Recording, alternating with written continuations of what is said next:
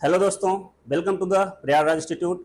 आज शिक्षक दिवस के अवसर पे हम लोग यूपीएसआई पेपर 2021 का एनालिसिस करेंगे, जिसमें उस पेपर का क्या स्टैंडर्ड था, क्या उसमें क्वेश्चन थे, कैसे कैसे क्वेश्चन आए थे, सारा कुछ हम लोग समझेंगे वन टू ऑल। ठीक है। और जो भी चीज़ें हैं उनको एक एक करके हम समझाएंगे। ठीक है। अब यहाँ पर सबसे पहले अगर इसका वेटेज जानना है, इसका वेटेज क्या रहता है, सिलेबस कैसे आता है, ये सब कुछ पहले समझते हैं। तो आइए देखते हैं। इस पेपर में सबसे पहले इस पेपर को 4 सेक्शन में डिवाइड किया गया था।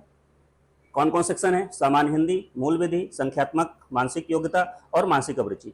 ये हिंदी और जीके जीएस। इसके बाद क्या है? मैथमेटिक्स है आपका, और लास्ट में रीजनिंग है।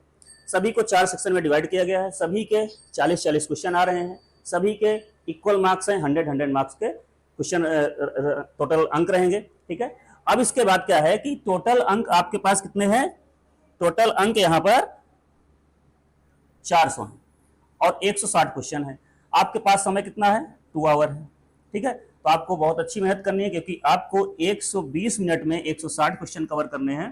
तो आपकी स्पीड अच्छी होनी चाहिए। ठीक है। तो आइए देखते हैं ये सिलेबस जो भी ऑफिशियल वेबसाइट में अपलोड हुआ है, जो भी ऑफिशियल वेबसाइट का सिलेबस है, उसके अकॉर्डिंग हम लोग सिलेबस को अलग अलग पार्ट में डिवाइड किए हैं। ठीक है।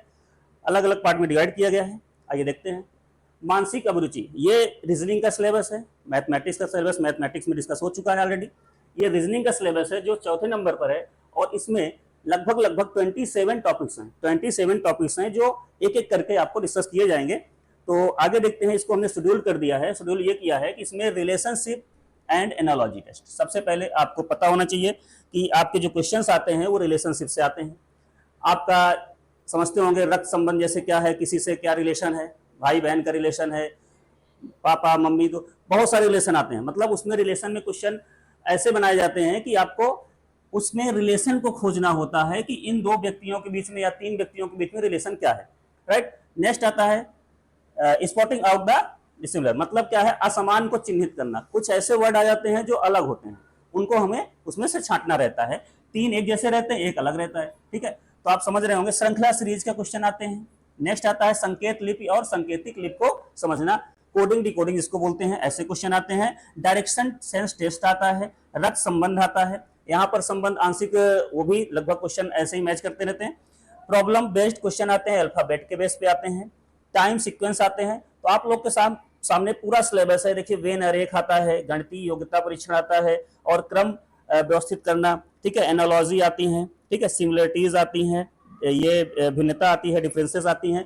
तो सारे सिलेबस आपके 14 सिलेबस यहाँ पर देख रहे होंगे। सारे सिलेबस जो है वो इस तरह से कुछ पूछे जाते हैं क्वेश्चन। तो आपको समझ में आ रहा होगा। नेक्स्ट 15th पोजीशन पे क्या आता है? खाली स्थान भरना। कोई भी ऐसे क्वेश्चन आ जाते हैं जिसमें एक खाली स्थान रहता है और वो कुछ रूल फॉलो करता है, उसको फिल करना होता है। तो उसको फिल करने के लिए हमें अपने लॉजिक लगाने पड़ते हैं। तो सारे सिलेबस को हम एक एक करके बहुत ही अच्छे तरीके से, बहुत ही हमारी टीम जो भी है, सब लोग मिलकर बहुत अच्छे से समझाएंगे। आप उसको एक एक करके बढ़िया समझिए, बढ़िया से पढ़िए। नेक्स्ट है प्रॉब्लम सॉल्विंग, समस्या को सुलझाना। विश्लेषणात्मक निर्णय मतलब analysis, judgement, decision making. Next is visual memory. Visual memory. ठीक है।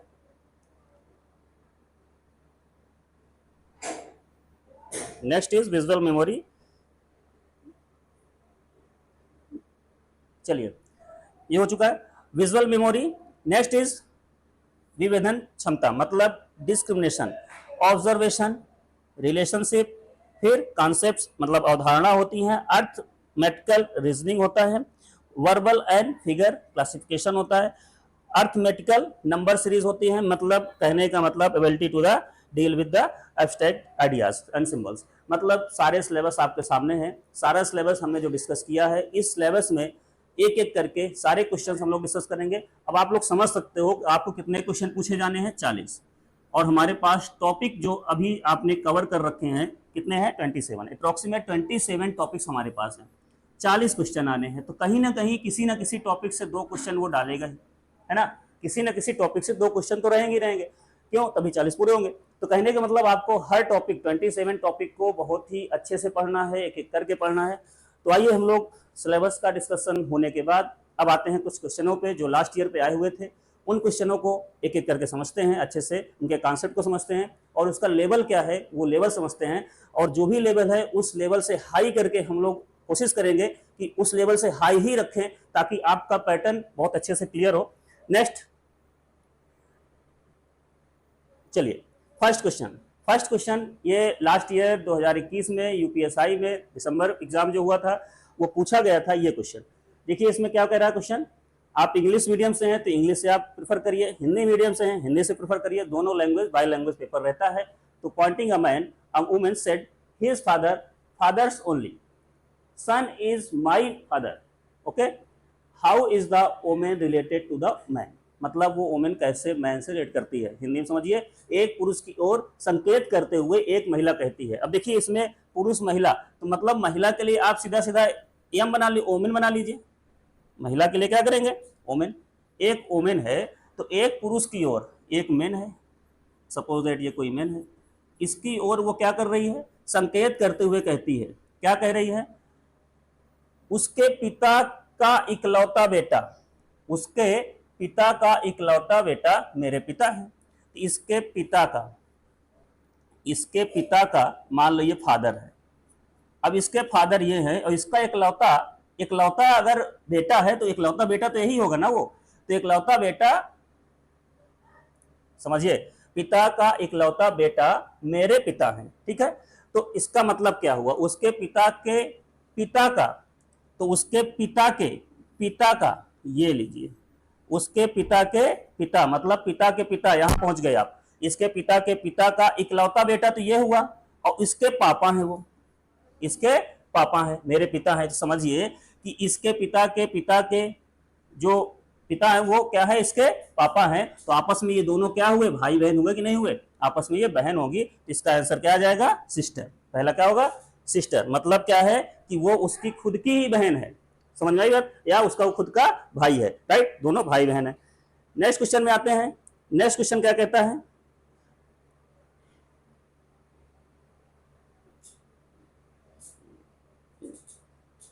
क्या हो रहा है, क्वेश्चन नंबर 2। चलिए इसमें क्वेश्चन नंबर 2 में बोला गया है कि दिए गए विकल्प में से असंगत शब्द संख्या या अक्षर युग्म का चयन करिए। मतलब जो इसमें दिया गया है, 4 ऑप्शन दिए गए हैं, इसमें चारों में से अलग कौन सा है, असंगत कौन सा है। तो समझिए इसमें सभी का कुछ ना कुछ मीनिंग होता है। ये थोड़ा सा आपको इंग्लिश भी आनी चाहिए। देखिए अब यहाँ पे उसने थोड़ा सा टेस्ट कर दिया, अगर आपको इंग्लिश आ रही है, थोड़ा सा इंग्लिश वर्ड मीनिंग आ रही है तो आप आसानी से कर लोगे इसको। तो देखिए अपोलाइज मतलब ये क्या होता है, इसका मतलब क्या होता है बताइए। इसका मतलब ये होता है कि थोड़ा सा इसमें कुछ दुखी टाइप का, मतलब इसकी मीनिंग क्या होती है, कुछ दुखी टाइप का। रिग्रेट मतलब खेद है, और वरी मतलब इसमें भी दुखी टाइप का होता है। लेकिन ये क्या कह रहा है, प्रशंसा। तो कहने का मतलब आपके सारे ऑप्शन जो हैं वो एक ही मीनिंग को शो कर रहे हैं। सारे ऑप्शन क्या कर रहे हैं, एक ही मीनिंग को शो कर रहे हैं, एक ही मीनिंग को शो कर रहे हैं, एक ही मीनिंग को शो कर रहे हैं। लेकिन ये ऐसा है जो अलग दिख रहा है, इसमें इसका मतलब होता है प्रशंसा करना, किसी की प्रशंसा। बाकी सब दुखी का है, बाकी सब दुखी उससे रिलेटेड है, राइट, समझ में आएगी। नेक्स्ट देखिए, नेक्स्ट क्वेश्चन है क्वेश्चन नंबर 3। क्वेश्चन नंबर 3 कह रहा है, देखिए अब ये आ गया कौन सा क्वेश्चन, आपका डायरेक्शन का क्वेश्चन आ गया, ठीक है। इसका स्टैंडर्ड क्या है, एक आदमी अपने घर से 5 किलोमीटर पश्चिम की ओर चलता है। अब समझिए जब भी ऐसा क्वेश्चन आता है तो आपको क्या करना है, आपको क्या करना है कि नॉर्थ साउथ, ये नॉर्थ होता है, उसके नीचे साउथ होता है, इसको हम ईस्ट बोलते हैं, इसको वेस्ट बोलते हैं। अब सबसे पहले वो पर्सन क्या करता है, एक आदमी अपने घर से 5 किलोमीटर पश्चिम दिशा में चलता है। तो पश्चिम क्या हुआ, ये हुआ। तो 5 किलोमीटर जब वो पश्चिम दिशा में चलेगा तो क्या करेगा, इस डायरेक्शन में आएगा, ये आया, 5 किलोमीटर चला। अब 5 चलने के बाद वह मुड़कर, वह बाएं मुड़कर, अब समझिए जैसे आप ऐसे जा रहे हो, ऐसे आप सीधा जा रहे हो तो बाएं मुड़ोगे तो अपने इधर मुड़ोगे, लेफ्ट, ठीक है। वैसे वो अगर इस तरह से आ रहा था, समझिए इस तरह से आ रहा था तो वो मुड़ा तो लेफ्ट ऐसे मुड़ेगा, कहाँ मुड़ेगा, बाएं मुड़ेगा, तो ऐसे मुड़ेगा नीचे की तरफ, ये बाएं मुड़ा। बाएं मुड़ने के बाद कितना चला, 10 किलोमीटर चलता है, 10 किलोमीटर ये चला। बाएं मुड़ने के बाद कितना चला, 10 किलोमीटर चला, और फिर बाएं मुड़ गया, फिर से बाएं मुड़ गया, 5 चला, ये लो। तो ये आ गया कौन सी, नॉर्थ साउथ वाली लाइन पे आ गया। जब 5 चलता है तो अपने घर पहुंचने के लिए उसे किस दिशा पर जाना चाहिए या चलना चाहिए। तो बताओ, उसका घर तो ये था, अब वो यहाँ पहुंच चुका है तो किधर जाएगा, वो नॉर्थ की तरफ जाए कि नहीं जाएगा, तो हमारा आंसर क्या होगा, नॉर्थ की तरफ जाएगा। राइट, समझ में आ गया होगा। तो आप समझ सकते हैं क्वेश्चन का लास्ट ईयर जो 2021 में पेपर हुआ था, स्टैंडर्ड ये था। ठीक है, आप अगर थोड़ा सा मेहनत करें तो ये पेपर नथिंग था, कुछ नहीं था आपके सामने, लेकिन आपको मेहनत करनी पड़ेगी। ठीक है, पेपर का स्टैंडर्ड जो भी था, बट थोड़ा सा मेहनत अगर आप कर लेंगे तो ऐसे क्वेश्चन आप चुटकियों में कर लेंगे। चलिए नेक्स्ट क्वेश्चन ये है, इसमें क्या बोला गया है, निम्नलिखित कथनों को पढ़ें, उसके आधार पर प्रश्न का उत्तर दें। मतलब ए प्लस बी का अर्थ क्या है, ए बी का बेटा है। ए प्लस बी का अर्थ क्या है, ए बी का बेटा है। ए माइनस, तो आपको क्या करना होता है कि इसमें जो प्लस माइनस की बात कही होती है, उस प्लस माइनस को आपको समझना है, और उसके साथ साथ क्या रिलेशन बता रहा है, मतलब प्लस का मतलब क्या रिलेशन है, ठीक है, माइनस का मतलब क्या रिलेशन है, ये स्टार बना हुआ है तो क्या रिलेशन है, हाइपर मतलब डिवाइड किया है तो क्या रिलेशन है, आपको सारे रिलेशन समझने हैं। उसके बाद उन रिलेशन को ऑप्शन में अप्लाई करना है जो आपसे पूछा गया है। तो जेड एक्स का भांजा या भतीजा है, तो जेड एक्स का भांजा या भतीजा तब होगा जब दिस, इसको हम अप्लाई करेंगे Y upon Z, Y upon Z को अप्लाई करेंगे तो क्या बनेगा, वाई अपान जेड का मतलब हो जाएगा, जैसे ए अपान बी का मतलब होता है ए बी की बहन है, तो यहाँ पर वाई अपान एक्स का मतलब हो जाएगा वाई एक्स की बहन है, और प्लस जेड करेंगे तो क्या आ जाएगा, भतीजा। कहने का मतलब ये आपस में एक दूसरे का, ये आपस में बेटा हुआ और ये भतीजा बन जाएगा। ठीक है, तो प्लस का मतलब बेटा और ये बहन, तो ये भतीजा नहीं हुआ, तो इसका ऑप्शन क्या हो जाएगा, जेड प्लस वाई अपान एक्स। तो आपको अच्छे से रिलेशन को पहले समझना है, जो गिवन रिलेशन है उसके अकॉर्डिंग आपको यहाँ पे जवाब देना है। ऐसा नहीं है कि हर क्वेश्चन में डिवाइड का मतलब बहन ही होता है, हर क्वेश्चन में इसका मतलब भाई ही होता है, नो। जैसा करंट क्वेश्चन में जो ऑप्शन उसने दिया है, जो लिखा है, उसको अप्लाई करेंगे। आप एक क्वेश्चन रट लिए कि सर ने बताया था, ऐसा नहीं है। प्लस का मतलब कहीं पर बेटी बोल सकता है, माइनस का मतलब कहीं बेटा बोल सकता है, तो वो चेंज हो जाएगा क्वेश्चन टू क्वेश्चन। राइट, चलिए समझते हैं, नेक्स्ट क्वेश्चन में आते हैं। यह क्वेश्चन है, इस क्वेश्चन में समझिए, एक महिला 9 किलोमीटर पूर्व दिशा में चली। अब ये भी वही हमने बताया था आपको कि कोई ना कोई टॉपिक ऐसा होगा जिसके 2 से 3 क्वेश्चन डालेगा। ठीक है, तो डाल दिया, दूसरा क्वेश्चन आ गया। तो यहाँ पर क्या है, एक महिला, तो सबसे पहले आप क्या करोगे, सबसे पहले आपको क्या करना है कि आपको डायरेक्शन बनाना है। डायरेक्शन बना लीजिए, ये होता है ईस्ट, ये होता है वेस्ट, ये होता है नॉर्थ एंड साउथ। ठीक है, अब ये महिला इसमें क्या कर रही है, चल रही है। कहाँ चल रही है, चलाइए इसको। एक महिला किलोमीटर 9 किलोमीटर पूर्व दिशा में चली, पूर्व किधर होता है, ये। ठीक है, चलिए 9 किलोमीटर ये महिला यहाँ से यहाँ तक गई, 9 किलोमीटर। अब 9 जाने के बाद क्या किया उसने, दाहिने मुड़ी। दाहिने का मतलब अगर आप ऐसे जा रहे हो, दाहिने इधर मुड़ोगे तो दाहिने मुड़ी, क्योंकि फेस जिधर होता है उसके अकॉर्डिंग सोचा जाता है। दाहिने मुड़ने के बाद कितना चल रही है, दाहिने मुड़ी और 9 किलोमीटर फिर चली, तो बराबर बराबर फिर से चली 9 किलोमीटर, ये गई 9 किलोमीटर। फिर दाहिने मुड़ी और 4 किलोमीटर चली, मतलब फिर से वो दाहिने मुड़ी, ये दाहिने मुड़ती है और 4 चलती है। राइट, अब इसके बाद क्या करती है, उसके बाद वह 14 किलोमीटर उत्तर दिशा की ओर। अब यहां जाने के बाद उत्तर किधर है हमारा, सॉरी जल्दबाजी में यहां पे समझिए, हमने नॉर्थ इधर लो, उल्टा क्यों कर रहा, साउथ, ये ईस्ट, ये वेस्ट। ठीक है, थोड़ा सा मिस्टेक हो गया था।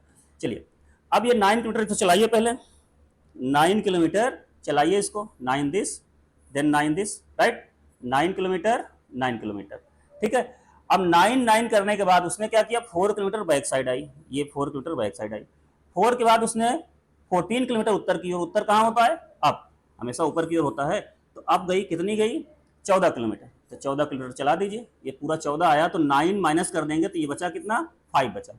अब इसके बाद क्या कर रही हो, दाहिने मुड़कर 11 किलोमीटर गई, दाहिने मुड़ गई, ये अब 11 चली जा रही है, 11 चली। इसके बाद क्या कर रही है, और अंत में दाहिने मुड़कर 5 आ गई, दाहिने मुड़कर 5 आ गई, तो फिर से वो एक इसी वाली एक्सिस पे नहीं आ गई, क्यों, क्योंकि 5 वापस आएगी, 5 वापस गई थी, 5 वापस आ गई, तो यहाँ पर फिर से हम ई वाले डायरेक्शन पे आ गए। तो आप बताओ, ये आपका यहाँ से 11 किलोमीटर है, और इधर कितना था, इधर कितना था, 5, क्योंकि 4 वापस आए थे, तो 4 अगर आप वापस हुए थे तो ये 5 था। तो अब बताइए, ये पूरा पूरा 11 है और पीछे का 5 जोड़ोगे तो कितना आ जाएगा, 16 आ जाएगा। तो कहने का मतलब इसमें क्वेश्चन को पढ़ते जाइए, जैसे डायरेक्शन पे मूव कर रहे हैं उस डायरेक्शन पे आप मूव करते जाइए, ऑटोमेटिक है आप वहां पे पहुंच जाओगे तो यहाँ पे पूछा क्या है कि प्रारंभिक बिंदु से अंतिम बिंदु की दूरी क्या है। तो प्रारंभिक बिंदु से अंतिम बिंदु की दूरी कितनी आ गई, यहाँ पर 16 किलोमीटर आ जाएगी। आपके पास ऑप्शन है 16 किलोमीटर, राइट। चलिए आगे बढ़ते हैं। नेक्स्ट क्वेश्चन है हमारा, आपको समझ में आ रहा होगा सारी बातें। यहाँ पे देखिए बेसिकली क्या है, क्वेश्चन को कैसे करना है, अटेम्प्ट करना है, स्पीड कितनी रखनी है, सारी चीज समझनी है। देखिए यहाँ पर बात कही है डैमेज को रिपेयर लिखा है। डैमेज को क्या लिखा है, रिपेयर लिखा है। मतलब डैमेज के कंपेयर में उसने रिपेयर को लिखा है, तो इसके कंपेयर में क्या लिखा जाए। तो सबसे पहले इन दोनों का रिलेशन बताइए, इन दोनों का रिलेशन क्या है और किस आधार पर रखा गया है। तो आप समझते हो अगर कोई चीज क्या है डैमेज हो रही है, कोई चीज डैमेज हो रही है, तो मतलब क्या है, उसको रिपेयर करते हो। इसका मतलब ये इसका अपोजिट रखा है। अब विस्फर मतलब विस्फर मतलब क्या है कि फुसफुसाना, धीरे धीरे बोलना। तो यहाँ पे क्या होगा, साउथ, साउथ में चिल्लाना, दिस इज साउथ। कहने का मतलब यहाँ पर क्या है, अपोजिट वर्ड का यूज किया है। अगर यहाँ अपोजिट है तो यहाँ पर भी अपोजिट यूज कर दीजिए आप। जो रिलेशन यहाँ पे रहेगा वही रिलेशन हमको यहाँ पे अप्लाई करना है। तो यहाँ पे क्या हो जाएगा, साउथ। ठीक है, चलिए नेक्स्ट क्वेश्चन में आते हैं। Question number 7। क्वेश्चन नंबर 7 क्या कहता है, 40 विद्यार्थियों की एक कक्षा में एक लड़के का स्थान शीर्ष से 12वां है। मतलब मान लीजिए किसी क्लास में 40 बच्चे हैं, ये 40 बच्चे हैं टोटल 40 बच्चे हैं। अब इस 40 बच्चों में ऊपर से 12वां है, मतलब ऊपर से इसका स्थान कौन सा है, इस बच्चे का स्थान सपोज दैट कितना है, 12वां है। जब 10 लड़के और जुड़ जाते हैं, मान लीजिए क्लास में 10 लड़के और आ गए, कितने हो जाएंगे, अब 50 हो जाएंगे। तो उसका स्थान एक कम हो जाता है। एक कम का मतलब आप समझिएगा, एक कम का मतलब यहाँ बच्चे 11 नहीं कर देना।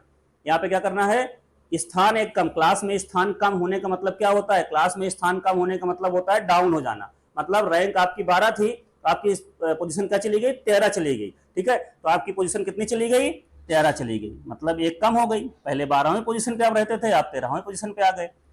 तो आखिर से उसका नया स्थान कौन सा होगा, आखिरी से उसका नया स्थान। तो आप बताओ, आपको 50 बच्चों में आखिरी से नया स्थान ज्ञात करना है, तो 50 में से पहले 13 माइनस करो और एक खुद वो रहेगा वहां पे, तो +1 कर लो। बस यही फंडा इसका। तो 50 में से 13 माइनस करो, कितना आएगा, 37 आएगा। और 37 में अगर +1 करो कितना आएगा, 38। ऑप्शन है, दिस इज करेक्ट ऑप्शन। समझ में आई बात। तो ये इसका लॉजिक होता है कि 50 में नंबर बढ़ रहे हैं, घट रहे हैं, तो उसको आपको समझना है। अगर बच्चे बढ़ रहे हैं तो क्या हो रहा है, बच्चे घट रहे हैं तो क्या हो रहा है, सारा कुछ समझना है। और ये सारे कॉन्सेप्ट हम सिखाएंगे जब हमारे कंटिन्यूअस सारे लेक्चर आएंगे, तो में आपको सारे कॉन्सेप्ट मिलेंगे, बहुत अच्छे कॉन्सेप्ट मिलेंगे। ठीक है, चलिए नेक्स्ट क्वेश्चन आते हैं। नेक्स्ट क्वेश्चन में क्या कहता है, ये सीरीज है, देखिए बिल्कुल क्वेश्चन हलवा है, इसमें कुछ नहीं है। देखिए आपको दिखते ही क्वेश्चन हो जाना चाहिए, ये बिल्कुल 0 लेवल का क्वेश्चन है। समझिए, 18 का डबल किया 36, 36 का डबल किया 72, 72 का डबल किया 144, 144 का डबल करिए 288, 288 को डबल कर दो, कितना आया, 576। ठीक है, समझ में आया होगा। 18 गुणे 2, आपको टेबल तो आती है ना, बताओ, ये छोटी क्लास का बच्चा भी कर लेगा। देखिए बस डबल करते चला गया, 2 का मल्टीप्लाई कर रहा है, 2 का मल्टीप्लाई करते चला जा रहा है, और सीधा सीधा आपका आंसर आ जाएगा 576। समझ में आ गया होगा। चलिए नेक्स्ट क्वेश्चन में आते हैं, 9। चलिए, हाँ, इस टाइप क्वेश्चन जो आते हैं इसमें क्या होता है कि आपको साइज जो भी दिया गया है, शेप दिया गया है, उसके आधार पे उसमें कितने स्क्वायर होंगे। इसमें देखिए और भी वैरायटीज क्वेश्चन की आती हैं, ट्रायंगल भी आता है, कितने, हाउ मेनी ट्रायंगल्स। ठीक है, स्क्वायर बड़े बड़े आ जाते हैं, रेक्टेंगल आते हैं, इसमें ऐसे पार्टीशन कर देता है, इससे छोटे छोटे अंदर बना देगा, तो कितने स्क्वायर हैं, जैसे क्वेश्चन ये आया हुआ है। ठीक है, ऐसे ही इसमें आपको और भी क्वेश्चन आ जाएंगे, सर्कल बना देगा, कई सारे सर्कल मिक्स करके ये, तो मतलब उसमें आपको पूछ लेगा कितने इस तरह के शेप बन रहे हैं, कितने कोण बन रहे हैं। तो मतलब क्या है कि ये क्वेश्चन पूछे जाते हैं बहुत अच्छे से। एक क्वेश्चन तो इसका आता ही आता है, इसमें आपको शेप निकालना है, how many square are there in a given figure. तो इसका कॉन्सेप्ट बस यही है कि आपको शेप को काउंट करना है। शेप को काउंट करने के लिए कॉन्सेप्ट क्या होना चाहिए, सारे कॉन्सेप्ट आपको 1 बाय 1 बताए जाएंगे। तो इसमें क्या है, सारे शेप आप काउंट करिए, और काउंट करने के बाद इसका आंसर कितना आ जाएगा आपको, 17। टोटल कितने से इसमें शेप होंगे, 17 शेप होंगे। चलिए नेक्स्ट में आते हैं। नेक्स्ट, एक्स वाई के बिल्कुल दाईं ओर बैठा है। सपोज दैट ये एक्स और वाई है, x और y है। अब ये x है और ये y है। x जो है y के कहाँ बैठा है, दाईं ओर बैठा है, तो x y के दाईं ओर बैठा है। तो आप यहाँ पे क्या करोगे, दायां और बायां किसके हिसाब से डिसाइड करोगे, अपने हिसाब से, उनके हिसाब से करोगे। तो यहाँ पर क्या है, x को आप y के दाईं ओर बैठा दीजिए। मान लीजिए एक लाइन पे बैठे हैं दोनों। अब x y के बिल्कुल दाईं ओर बैठा है, x y के बिल्कुल दाईं ओर बैठा है, तो ये x है और ये y है। ठीक है, सपोज दैट ये y हमारी तरफ फेस करके अगर बैठा है। देखो दो तरह से क्वेश्चन होते हैं। होता क्या है कि आप अपने तरफ फेस करके सॉल्व कर रहे हो या अपने फेस के अकॉर्डिंग सॉल्व कर रहे हो, तो दोनों लॉजिक से होते हैं क्वेश्चन। तो आप मान लीजिए कि y हमारे तरफ फेस करके बैठा है। अब ये y जब हमारी तरफ फेस करके बैठेगा तो इसका दायां तो ये होगा राइट, इसका लेफ्ट ये होगा। तो बोला है क्वेश्चन पे x y के बिल्कुल दाईं ओर बैठा है, तो y के दाईं ओर यहां बैठा दीजिए। फिर क्या हुआ है, 5 स्थान दाईं ओर जाता है, मतलब x 5 स्थान दाईं ओर जाता है। तो अब इस समय दाया क्या चल रहा है, दाया इधर है क्योंकि ये हमारी तरफ फेस करके बैठे हैं। तो दाया 5 स्थान आगे गया, तो मान लीजिए 1 2 3 4 5, ये आ गया, 5वें स्थान पर आ गया। ठीक है, अच्छा इसके बाद क्या हुआ, y 5 स्थान बाईं ओर जाता है, तो माया तो उधर था, हमने जो माना उसी पे करना है। तो 1 2 3 4 5, 5 स्थान y जाता है, कहां पे, बाईं ओर जाता है। तो अब बताइए क्या पूछा है, और वे दोनों छोरों पर पहुंच जाते हैं। एक छोर पर ये पहुंच गया y, एक से यहां आ गया। अब बताइए बीच में पंक्ति में कितने व्यक्तियों कुल संख्या कितनी है, मतलब क्या है कि पंक्ति में व्यक्तियों की कुल संख्या कितनी है। अगर ये खिसके होंगे तो बीच में कोई आया भी तो होगा और उनकी भी जगह लिया होगा, तो काउंट कर लीजिए 1 2 3 4 5 6 7 8 9 10 11 12, आपका ऑप्शन 12। ठीक है, मतलब क्या है कि टोटल पंक्ति में कितने, एक पंक्ति में पूछा गया, उनके बीच में नहीं पूछा। देखिए यहाँ ट्विस्ट कर सकता था, अगर पूछता पंक्ति में दोनों के बीच में कितने हैं तो 10 आएगा। ठीक है, दोनों के बीच में 10 ही आएंगे तो 10 ऑप्शन हो जाता। लेकिन पंक्ति में कुल कितने हैं, कुल संख्या है तो 12 आएगा। ठीक है, दोनों ऑप्शन दिया भी है, आप गलती करोगे तब भी आपका वहां पे ऑप्शन है, सामने है ऑप्शन, गलती करने के बावजूद भी। चलिए नेक्स्ट देखते हैं। नेक्स्ट क्वेश्चन है हमारा दिस। इस क्वेश्चन में क्या कह रहा है, इसमें आपको कुछ कथन और निष्कर्ष का क्वेश्चन है। मतलब क्या है, आपको सबसे पहले ये देखना है कि जो कथन कहा गया है, कथन में उसने क्या बोला है, k greater than i, k greater than i and greater than t and equal to c, equal to c, ये बोला है। कहने का मतलब हम ये कह सकते हैं कि k i से बड़ा है और i t से बड़ा है, इसका मतलब सबसे बड़ा कौन है, k है, और t बराबर है c से, t c से बराबर है, इसका मतलब i सी से भी बड़ा होगा, के सी से भी बड़ा होगा। पहला स्टेटमेंट कह दिया, कथन कह दिया। दूसरा है n greater than r equal to e, n greater than h n less than c. तो कथन ये हमारा तो कह रहा है, ठीक है, लेकिन इसमें निष्कर्ष क्या कह रहा है, i greater than n k greater than. तो बताइए ये क्या इसका हो सकता है answer, i greater than c, i greater than c, कुछ यहां से निष्कर्ष निकल रहा है, i greater than r equal to c, क्या इससे कुछ निष्कर्ष निकल रहा है, i greater than r equal to c क्या हो सकता है, तो i greater than r equal to c क्या पॉसिबल है, तो ये कुछ यहाँ से निष्कर्ष ही नहीं निकल रहा, केवल क्या है, के ग्रेटर देन सी है, के ग्रेटर देन सी, के ग्रेटर देन सी है, यस ये करेक्ट है। तो कहने का मतलब केवल निष्कर्ष सेकंड अनुसरण करता है, मतलब क्या है यहाँ पर, निष्कर्ष सेकंड जो है वो हमारा अनुसरण कर रहा है। करेक्ट ऑप्शन समझ में आया, केवल निष्कर्ष सेकंड यहाँ पे करेक्ट अनुसरण कर रहा है, बाकी ये कुछ नहीं कर रहा है यहाँ पे, इसका कोई यहाँ पे मीनिंग है ही नहीं, क्योंकि इक्वल टू हो ही नहीं सकता है, आई ग्रेटर देन टी तो हो सकता है बट इक्वल टू नहीं हो सकता सी से, क्यों, क्योंकि केवल टी ही इक्वल है, केवल टी ही इक्वल है। तो यहाँ पर क्या होगा कि इस चीज के लिए हमें क्या करना पड़ेगा, ये ग्रेटर देन है तो ग्रेटर देन ही रहेगा, अगर यहाँ इक्वल टू होता तब ये ऑप्शन हो जाता, तब ये करेक्ट हो जाता। ठीक है, तो कहने का मतलब कथन तो आपका है, जो निष्कर्ष दे रहा है वो केवल निष्कर्ष सेकंड ही अनुसरण कर रहा है, सेकंड वाला ये अनुसरण कर रहा है, फर्स्ट अनुसरण नहीं कर रहा है। समझ में आया, चलिए नेक्स्ट क्वेश्चन में आते हैं। दिस, ये क्वेश्चन क्या कह रहा है, अब देखिए ये भी क्वेश्चन बहुत ही इजी आया है, मैथमेटिक्स का क्वेश्चन है, ये भी बहुत क्वेश्चन अच्छा है। ठीक है, अब आपको थोड़ा सा इसमें हम बार बार कह रहे हैं कि फोकस अगर आप कर लें तो आप आराम से इसको, अब की बार का जो एसआई बैच है जो भी है, आप अच्छे से इसको क्रैक कर सकते हो, एग्जाम निकाल सकते हो। क्यों, क्योंकि देखिए इसका स्टैंडर्ड क्या है, क्वेश्चन कैसे आते हैं, आप अभी इस क्वेश्चन को सॉल्व करोगे बहुत ही आसान लगेगा आपको। चलिए देखते हैं, यहाँ पे दिया गया है 11 6 7 16 59, ठीक है क्वेश्चन में। अब बताइए यहाँ पे ऐसा क्या रिलेशन उसने किया है, क्या किया है कि ये 6 आ गया है।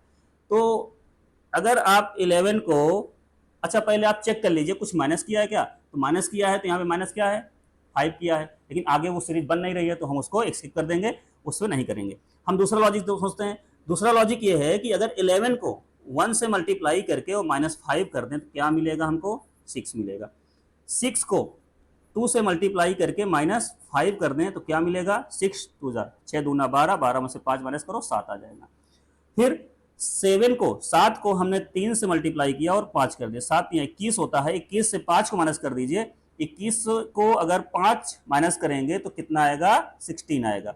और 16 में अगर 4 का मल्टीप्लाई करो तो 64 आता है, और -16 में 4 का मल्टीप्लाई करके -5 करो, 64 में से 5 माइनस करेंगे 59 आएगा। अब बताइए अगर हम यहाँ पर 59 में 5 का मल्टीप्लाई करें और -5 करें कितना आएगा, 5 9 45, 5 आएगा, और 5 5 25, और 25 4 29, 295, और 5 माइनस कर दो कितना आ जाएगा 290। देखो आपके पास दो ऑप्शन दिया भी था उसने, 295 भी दिया है और 290 भी दिया है, लेकिन ये ऑप्शन नहीं है, आपका ऑप्शन कौन सा होगा 290 होगा। तो आपका कितना आसान लॉजिक था, देखिए 11 इंटू 2 -5, हर नंबर पे 1 2 3 4 5 ऐसे करके मल्टीप्लाई करते जाइए, हर नंबर पे मल्टीप्लिकेशन करना है आपको सीरीज वाइज, एक में 1 से 2 से 3 से 4 से 5 से, और सभी में -5 करते जाना है, आपका आंसर आ जाएगा। ठीक, क्लियर। चलिए नेक्स्ट क्वेश्चन पे आते हैं, ये आ गया भाई। अब देखिए आपके एबिलिटी को चेक करने के लिए वो ऐसे क्वेश्चन में डाल दे रहे हैं बीच बीच, है ना। आपको ये भी पता होना चाहिए कि आप पुलिस तो बनने जा रहे हो, दरोगा बनने जा रहे हो, आपको ये धाराएं वगैरह कुछ पता है कि नहीं पता है, बस ऐसे ही, ठीक है। तो आपको ये क्वेश्चन भी तैयार करने हैं, इसको भी धाराएं भी अच्छे से पढ़नी है, आईपीसी की जितनी धाराएं हैं उनको बढ़िया सा ध्यान देना है, ठीक है, क्योंकि इसके क्वेश्चन जरूर से जरूर मिलते हैं, ठीक है। तो चलिए इसमें देखते हैं, अब एक दंडनीय अपराध नहीं है, मतलब कौन सा नहीं है वो ढूंढना है, क्योंकि सुप्रीम कोर्ट ने आईपीसी की धारा 497 को रद्द कर दिया है। कौन सा ऐसा है, तो व्यभिचार, कौन सा है, व्यभिचार को रद्द किया गया है। तो यहाँ पर व्यभिचार को रद्द कर दिया गया है, तो आपको समझ में आ गया होगा कि ये चीजें अब हटा दी गई हैं, कहां से, आईपीसी की धारा 497 को रद्द करके उसको क्या, ये एक अपराध नहीं है। कौन सा अपराध नहीं है, व्यभिचार एक दंडनीय अपराध नहीं है, इसको सुप्रीम कोर्ट ने आईपीसी की धारा 497 को रद्द करने से ये अपराध अब नहीं है, अपराध की श्रेणी में नहीं आएगा। चलिए नेक्स्ट क्वेश्चन में आते हैं। नेक्स्ट क्वेश्चन है हमारा, दिस एक पासा है, उसमें क्या है कि ये बताया गया है, पासे क्वेश्चन बहुत आते हैं। पासे में क्या होता है कि जो फलक होते हैं इनके, देखिए पासा कैसे होता है, पासा आपने पढ़ा होगा, पासे में कितने फेस होते हैं, 6 फेस होते हैं, है ना, सारे 6 फेस जो होते हैं। अब ये 6 फेस तो आगे कुछ दिख रहा है, पीछे का तो नहीं दिख रहा, पीछे वाला हम ऐसे बता देते हैं, मतलब एक कमरा जैसे होता है, कमरे के 6 कोने 6 सब कुछ। तो इसमें क्या होता है कि कमरे में 6 फलक होते हैं, है ना, कितने कॉर्नर होते हैं, कितने इसके साइड्स जो सीट्स होते हैं, सारी चीजें यहाँ 1 2 समझेंगे। तो ये पॉइंट कितने होते हैं, ये वाले क्वेश्चन भी आते हैं, अभी थोड़ा सा हम उससे हट के बता रहे हैं, ये क्वेश्चन भी आते हैं। ये लाइनें जो कितनी होती हैं ये भी आपको पता होना चाहिए, और इसमें कितने फेसेस होते हैं ये भी पता होना चाहिए।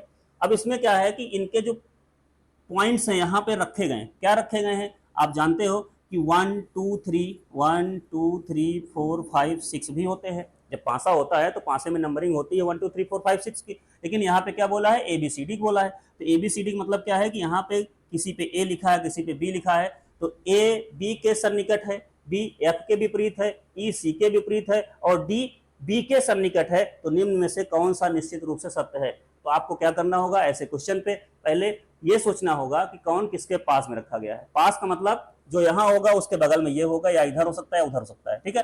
कहने का मतलब यहाँ वाला वर्ड अगर A के सन्निकट है तो A B, A या तो यहाँ होगा तो B यहाँ हो सकता है, या A यहाँ होगा तो B यहाँ हो सकता है। कहने का मतलब एक ही फेस से जहां से दोनों का कॉमन पॉइंट होगा, दोनों अगल बगल रखे जाएंगे, ठीक है।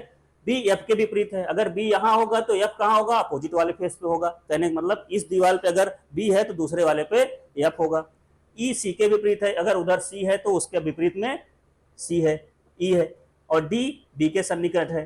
समझ में आ गई बात। तो ये सब को कॉन्सेप्ट को जब आप बनाओगे रखोगे तो ऑटोमेटिक है उसमें से एक चीज निकल के आती है, तो आपका ऑप्शन होता है ए सी और डी के मध्य है, यहाँ पर ए डी बी के सन्निकट है, बी ए और डी के मध्य में है, तो आपका ऑप्शन क्या होगा, बी ए और डी के मध्य में है। ओके, चलिए नेक्स्ट क्वेश्चन में आते हैं। देखिए इस क्वेश्चन में आइए, इस क्वेश्चन में थोड़ा सा इंग्लिश के अल्फाबेट का यूज किया है। होता क्या है कि इसमें जो वैल्यू यहां पर दी गई, आपका दिमाग तुरंत काम करना चाहिए कि ए और एच मिला के 9 कर रहा है, इसका मतलब कहीं ना कहीं कुछ तो इसमें है। तो ए किस नंबर पे आता है, आप समझ लीजिए ए बी सी डी। आपको सीधी सी बात है, आपको इसका लिखने की जरूरत नहीं है, आप एक टॉपिक याद करिए, ई जे ओ टी वाई, हमने इसको बता रखा है, शॉर्टकट है। ये 5 होता है, ये 10 होता है, ये 15 होता है और ये 20 होता है, 25 होता है। ठीक है, अब ए तो आपको पता ही है कि 1 नंबर पे होता है, और एच कहाँ पे होता है, तो आई जे के, मतलब आप समझ सकते हो एच कहाँ होगा, 8 पे होता है। आप काउंट कर लीजिए, आप लिख के रख लीजिए, तो एच आई जे, तो यहाँ पे क्या होगा, 8 नंबर पे होता है। दोनों को सम करेंगे 9 आ रहा है, यस करेक्ट है, ये आ रहा है। ये दोनों का क्या किया गया है, ए की वैल्यू को 1 को और किसकी वैल्यू को 8 को जब ऐड किया है तो 9 आ रहा है। यहां पर जे और जी को ऐड किया है, तो जे किस नंबर पे आता है, 10 पे आता है। ठीक है, अब जी एच समझिए, जी एच अगर 8 पे है तो जी कहां पे होगा, 7 पे होगा, 17 आना चाहिए, तो यहाँ पे 18 आ रहा है, तो ये इसको फॉलो नहीं कर रहा है। ऐसे ये भी फॉलो नहीं कर रहा है, क्योंकि यन कितने पे आता है, यन आता है हमारा 14 पे, और के कहां पे आता है, आई जे के आता है, देखो जे के बाद के आएगा तो 11 पे आता है। कितना आ गया, कितना आ गया, 25। ये भी, तो ये सब क्या है, ये सब दोनों को सम करने के बाद +1 कर रहा है, दोनों को सम करने के बाद +1 अलग से कर रहा है, इसको भी दोनों को सम करने के बाद देखिए एल कहां पे आता है, आई जे के बाद के आता है, तो के एल मतलब 12 पे आएगा, 12 पे आएगा, और इसमें क्या है, ए बी सी 3 पे आएगा, तो 15 आता है, 15 में +1 किया 16 आया। मतलब ये तीनों क्या लॉजिक फॉलो कर रहे हैं, अंकों के प्लेस को ऐड करके +1 कर रहे हैं, लेकिन ये ऐसा फॉलो नहीं कर रहा है। तो इसमें क्या पूछा है, दी गई श्रृंखला में असंगत चित्र बताइए। असंगत का मतलब जो अलग फंडा फॉलो कर रहा हो, इसका मतलब कौन होगा, फर्स्ट होगा। फर्स्ट ऑप्शन कहां पे है, बी। हाँ, यहाँ पे बच्चे गलती थोड़ा सा मिस्टेक कर देते हैं, जल्दबाजी में ए को टिक कर देते हैं कि पहला वाला ऐसा है, तो आपको ऑप्शन भी देखना, नीचे लिखा हुआ है 1, तो आपको 1 वाला खोजना है, बी पे है। ठीक है, करेक्ट, समझ में आ गया होगा लॉजिक। चलिए नेक्स्ट में आते हैं, क्वेश्चन नंबर 16। ये भी क्वेश्चन देख लीजिए, आपकी जीके भी चेक कर रहा है भाई, है ना, जीके क्वेश्चन थोड़ा बहुत है ये। 2011 में जनगणना के अनुसार भारत में अल्पसंख्यकों का प्रतिशत लगभग कितना था, तो वो था 19.3%, 19.3% था। समझ में आई बात, ये परसेंट थोड़ा सा आपको बिल्कुल याद करके रखना पड़ेगा। चलिए नेक्स्ट क्वेश्चन में आते हैं। नेक्स्ट क्वेश्चन है हमारा देश, ये श्रृंखला पढ़िए भाई। इसमें क्या है, क्वेश्चन नंबर 17, इसमें क्या किया गया है, ये क्वेश्चन आप देखिए, इसमें देखिए 45 दिया है, 45 दिया हुआ है, फिर 68 दिया हुआ है, 103 दिया हुआ है, और 150 दिया है, और लास्ट में 209 दिया है। ठीक, अब बताइए, अब आपको इसमें कुछ समझ में आ रहा है कि क्या किया है, प्लस किया, माइनस किया, मल्टीप्लाई किया, ये पहले खोजना है। जब आप लॉजिक मिल जाएगा तो अगला क्वेश्चन, अगला जो क्वेश्चन मार्क है वो अपने आप निकल आएगा। तो यहाँ पर क्या किया है इसने, देखिए दोनों का पहले गैप निकाल लो, जब आपको रैंडमली से मिले तो गैप निकालते जाइए। गैप निकालिए इसका, सबसे पहले गैप आप निकालेंगे, गैप ढूंढिए। गैप कितना है इसमें, 8 में से 5 माइनस करेंगे 3 आएगा, 6 में से 4 माइनस करेंगे कितना आएगा, 2 आएगा। ठीक है, इसको माइनस करिए 13 में से 8 माइनस करेंगे, 13 में से 8 माइनस करिए कितना आएगा, 5 आएगा। ठीक है, अब बचाइए कितना, 9 में से 6 माइनस कर दीजिए, दिस 35 आ गया। ठीक है, नेक्स्ट ये कितना है, 150 है, और यहाँ पे दिस 150 है, 150 103, 150 से 103 इसको माइनस कर दीजिए, कितना वैल्यू आएगी यहाँ पर, आपका वैल्यू यहाँ पर आ जाएगा 10 में से अगर हम 3 माइनस करेंगे कितना आएगा, 7 आएगा, और इसके बाद दिस इज 47 आ गया। ठीक है, नेक्स्ट हम माइनस करते हैं, यहाँ पर 9 आएगा, और ये कितनी वैल्यू आएगी, 10, 9 में से दिस माइनस करिए, यहाँ पर कितना आएगा, 209 है, तो ये 59 आ जाएगा। समझ में आई बात। तो आपके पास क्या क्या टॉपिक यहाँ पे आ गया, क्या क्या आ गया, दोनों का डिफरेंस आ गया। मतलब क्या है कि इन जो कॉन्सिक्यूटिव नंबर्स हैं इन दोनों के बीच का गैप मिल गया। तो अभी भी कुछ समझ में नहीं आ रहा कि ये कैसे हुआ आखिर, है ना, अभी कुछ गैप भी सेम नहीं आ रहा, तब क्या करेंगे लॉजिक, फिर से गैप का गैप निकालो, शायद कुछ मिल जाए। गैप का गैप निकाला हमने, कितना आया, 12 आ गया। देखिए इसका गैप निकाला, इसमें कितना आया, 12 आ गया। इसका गैप निकाला, इसमें 12 आ गया। यस, इसने क्या किया है कि गैप का गैप निकाल के क्वेश्चन को सॉल्व किया है। तो अब आपका वही ट्रिक है, इस गैप को आगे ले जाओ, 59 में जोड़ दो 12, जो आ जाएगा कितना आएगा, 71 आएगा। इस 71 को उठा के ऊपर वाले में जोड़ दो, तो 209 में अगर आप 71 जोड़ोगे तो क्या आएगा, 9 1 10 आएगा, 7 1 8 आएगा, और 2 1 कितना आएगा, 3। यहाँ पे ऑप्शन है क्या, देखिए 71 71 209, 209 में ऐड करिए, sorry sorry sorry sorry sorry, यहाँ पर 71 को ऐड करना है 209 में, तो ये आ जाएगा देश देश देश, ठीक है। 280 आपका ऑप्शन करेक्ट होगा। एक्चुअली इसमें सब लिख गया थोड़ा सा, तो 280 आपका ऑप्शन करेक्ट ऑप्शन होगा। यहाँ पर क्या आ जाएगा, 280, समझ लीजिए इसको फिर से, यहाँ पर 280 आएगा। फिर से एक बार समझा देते हैं, इनके दोनों का गैप निकालो आप, ठीक है, बीच में जो गैप आता है, फिर उनके गैप का गैप निकालो आप, और जो गैप आया है उसको यहाँ वाले में ऐड करके, और जो आएगा आंसर उसको ऊपर आंसर ऐड कर देंगे, आपका आंसर आ जाएगा। तो थोड़ा सा ये स्टैंडर्ड था क्वेश्चन का, ठीक है। ऐसे क्वेश्चन आए तो थोड़ा सा अच्छा रहे, और हम लोगों का लेवल जो रहेगा थोड़ा सा हम लोग कोशिश करेंगे कि बहुत ही बेस्ट तरीके से इस लेवल को और मेंटेन करें, इससे प्लस लेके चले, ठीक है। चलिए समझते हैं नेक्स्ट क्वेश्चन।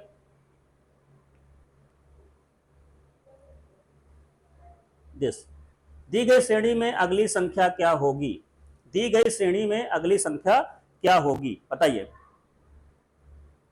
दी गई श्रेणी में अगली संख्या क्या होगी, खोजिए इसको। कैसे कर सकते हैं, क्या लॉजिक बनाया इसने, किस लॉजिक के आधार पर इसने सॉल्व किया है। तो यहां पर देखिए, यहां पर 112 है, 112 है, 112 है, फिर 56 आया है, फिर क्या आया है, 30 आया है, 60 आया है, 60 आया है, 60 आया है, देन 30 आया है, देन 34 आया है, और आपको लास्ट में क्वेश्चन मार्क दिया है। तो देखिए 56 ये यहाँ से कैसे आया, तो यहाँ पे आई होप ये 112 में डिवाइडेड बाई 2 किया है तब 56 आया है, और जो 56 आया है उसमें +4 कर दिया है तो 60 आया है। अब जो 60 आया है उसमें डिवाइडेड बाई 2 किया है तब फिर 30 आ गया है, और जो 30 आया है उसमें डिवाइडेड बाई 4 कर, सॉरी ऐड कर दिया +4 तो 34 आ गया। अब यहाँ पर क्या है कि 34 जो आया है, 34 को डिवाइडेड बाई 2 करो, अगला नंबर मिल जाएगा, ठीक है। 17 ऑप्शन में होना चाहिए। दिस आपको समझ में आ गया होगा। इसको डिवाइड करना है, फिर इसमें +4 करना है, फिर इसको डिवाइड करना है, ठीक है, कितना, 2 से डिवाइड करना है, ठीक है। तो फिर +4 करना है, फिर 2 से डिवाइड करना है, डिवाइड बाई 2 करना है, तो आपका आंसर आ जाएगा, करेक्ट। चलिए नेक्स्ट देखते हैं।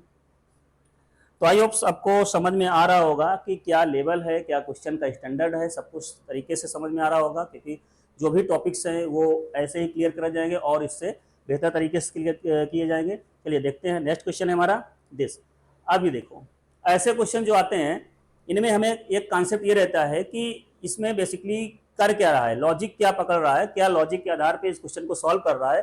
तो इन क्वेश्चनों को सॉल्व करने के लिए हमें क्या करना पड़ेगा, सबसे पहले दिए गए क्वेश्चन का पैटर्न खोजिए, दिए गए क्वेश्चन का पैटर्न क्या है, क्या पैटर्न को फॉलो कर रहा है वो समझते हैं। तो यहाँ पे देखिए दिस, इस एरो को ऐसे रखा है, इसको ऐसे रखा है, तो चेंज किसको किया वो पकड़ो, ये सेम है, इसमें कोई चेंज नहीं, अगले वाले स्टेप के लिए इसमें भी कोई चेंज नहीं किया, लेकिन इसको क्या किया है, देखिए आप गौर से, थोड़ा सा क्लॉकवाइज घुमाया है ऐसे, ठीक है। मतलब उसने इसको पकड़कर इस वाले को यहां लाया और इसको ऊपर ले गया, इसका मतलब ये कुछ चेंज हुआ, तो इसमें चेंज हुआ, राइट। अब अगले में देखिए, अगले में क्या किया है, अगले में उसने क्या किया है कि इसको वैसे ही रखा है, इसको भी वैसे ही रखा है, सेम। अब चेंज कहां किया है, इसमें किया है, मतलब इस वाले को क्लॉकवाइज थोड़ा सा घुमाया है। कहने का मतलब इसको क्लॉकवाइज घुमा दिया, तो अब पैटर्न आपको थोड़ा समझ में आ गया होगा कि वो पहले को किया, फिर दूसरे को, फिर तीसरे को आएगा। अब देखना यहाँ पर पहले वाले को जैसे हमेशा कंपेयर एक के बाद एक को करना है, ऐसे नहीं कि सबका कंपेयर फर्स्ट से करो, नहीं समझ पाओगे। यहाँ पर क्या करना है, इसको इसका कंपेयर इससे करना है, इस वाले का इससे करना है, इस वाले का इससे करना है। अब यहाँ देखिए, यहाँ पे इसको एज इट इज रखा है, इसको भी एज इट इज रखा है। अब नंबर किसका है, तीसरे वाले का। तीसरे वाले को उसने थोड़ा सा, अभी ये ऐसा था तो उसको थोड़ा सा क्लॉकवाइज घुमाया, तो क्लॉकवाइज घुमाया तो दिस आ गया। ठीक है, तो लगभग लगभग क्या है कि हमें कॉन्सेप्ट मिल चुका है। अब अगला नंबर इसका है। अगले नंबर में ये देखिए आप, जिसमें ये तीनों सेम हो, ये वाला थोड़ा घूमा हो। तो देखिए पहला ऑप्शन, फर्स्ट ऑप्शन में क्या है कि ये पहले घूम गया, मैच नहीं कर रहा, ये होगा ही नहीं। दूसरा ऑप्शन, ये ठीक है, ये ठीक है, ये ठीक है, मतलब ये तीनों सेम है और घुमा कौन है, ये। यही ऑप्शन आपका करेक्ट है। बाकी और देख लीजिए, बाकी में दिस, ये घूम गया, ये नहीं हो सकता। ये सेम है, तीसरा घूम गया, ये भी नहीं हो सकता है। मतलब हमें घुमाना किसको है, चौथे को, चौथे को रोटेट करना है। समझ में आई बात। तो आपका ऑप्शन कौन सा होगा, यहाँ पर क्या दिया, टू। टू कहाँ पे है, डी पे। तो correct option is D, right. चलिए नेक्स्ट क्वेश्चन में आते हैं। नेक्स्ट क्वेश्चन है हमारा दिस, एक महिला की तस्वीर की ओर संकेत करते हुए, चलिए पढ़िए, देखिए ये भी आ गया फिर से उसी टाइप क्वेश्चन। एक महिला की तस्वीर की ओर संकेत, मान लीजिए किसी महिला की तस्वीर टंगी हुई है, एक महिला की तस्वीर है, ये लो महिला है, इनकी ओर ये संकेत कर रहे हैं। ये संकेत करके क्या कह रहे हैं, एक महिला की ओर संकेत करते हुए एक लड़की कहती है, ये लड़की है, ये लड़की कहती है कि वह मेरे भाई की इकलौती बेटे, ये महिला की ओर संकेत करते हुए कह रहे वह मेरे भाई के, अब इसका भाई ले आओ यहाँ पे, इसका भाई आ गया, ब्रदर आ गया, इसके भाई की इकलौती बेटी, इकलौती बेटी। अब बताओ, इस भाई की एक बेटी भी है, मतलब उसको हम गर्ल बोल देते हैं। चलिए, इस भाई की, इसके भाई की इकलौती बेटी, एक ही बेटी है।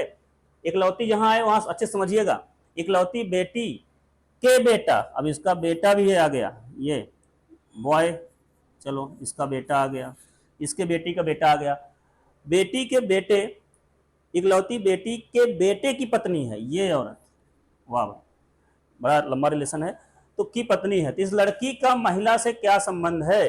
अब सिंपल सी बात है कि ये भाई भाई हो गए, भाई बहन हो गए, और इसके क्या मतलब, यहाँ पर ये बेटी के बेटा, तो जनरेशन कहाँ जा रही है, थर्ड जनरेशन जा रही है। थर्ड जनरेशन मतलब तीसरे स्टेप पे जा रही है, तो जरूर से जरूर ये ग्रैंड आंट होगी। ग्रैंड मदर तो नहीं हो सकती, लेकिन ग्रैंड आंट जरूर होगी, क्योंकि थर्ड जनरेशन पे क्वेश्चन पहुंच रहा है, तीसरे जनरेशन में पहुंच रहा है। सेकेंड में पहुंचे तो फादर, है ना, मामा आंट वगैरह होता है। जब थर्ड में पहुंचता है तो ग्रैंड लग जाता है, मतलब बाबा, ठीक है, दादा या दादी, ठीक है। तो इसका रिलेशन क्या होगा, ग्रैंड आंट होगा, करेक्ट। चलिए नेक्स्ट क्वेश्चन में आते हैं। Question number 21। 21 ये कहता है, अंग्रेजी वर्णमाला के पहले आधे भाग को उल्टा, उल्टा मतलब व्युत्क्रम क्रम में लिखा जाए तो बाएं ओर से 7वें अक्षर की दाईं ओर 12वां अक्षर कौन सा होगा। तो थोड़ा सा इसमें हम आपको समझाते हैं। जब भी दायां बायां करे तो आप भी दायां बायां करो। यहां पर क्या है, ये ए से जेड, ए से जेड, ए से जेड की बात अगर कर रहा है वो, तो अगर आप ए से जेड में ये बोला है कि आधे को क्या किया इसने, आधे को उल्टा कर दिया, रिवर्स कर दिया, तो पहले आप सबसे पहले बिना उल्टा किए ये समझो आपको जाना कहां है। अगर आपको जाना उसके आगे है तो उल्टे वाले से कोई मतलब ही नहीं है, वो तो आपको घुमा रहा है क्वेश्चन में। देखिए, अगर आपने ए से यम तक होता है आधा भाग, है ना, और यम से बाद यन से लेके जेड तक आधा भाग होता है। कहने का मतलब आपको पता होगा कि ए से जेड तक, पूरे जेड तक में ए से यम तक भाग होता है, और यम के बाद यन से स्टार्ट होता है, कहां तक, जेड तक आता है।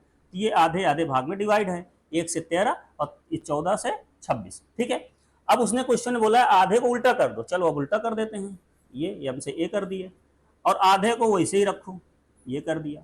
पहुंचना कहाँ है आपको, तो यहाँ पे बताया क्या है कि बाएं ओर से, बाएं ओर से मतलब बायां ओर ये है हमारा, हम अपने बाएं चलना है।